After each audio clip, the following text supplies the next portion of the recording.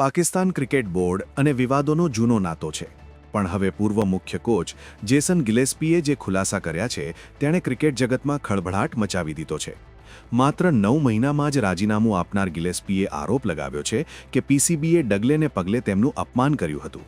ગિલેસ્પીનું કહેવું છે કે બોર્ડે તેમની સાથે વાત કર્યા વગર જ હાઈ પરફોર્મન્સ કોચ ટીમ નીલ્સનને બરતરફ કરી દીધા, જે મુખ્ય કોચ તરીકે તેમને બિલકુલ મંજૂર ન હતું.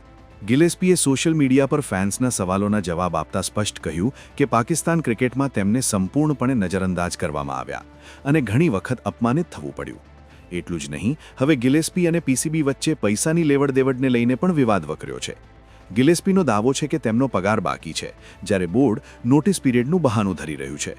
શું તમને લાગે છે કે પાકિસ્તાન ક્રિકેટ બોર્ડની આવી નીતિઓને કારણે જ ત્યાંની ટીમ સતત નિષ્ફળ જઈ રહી છે?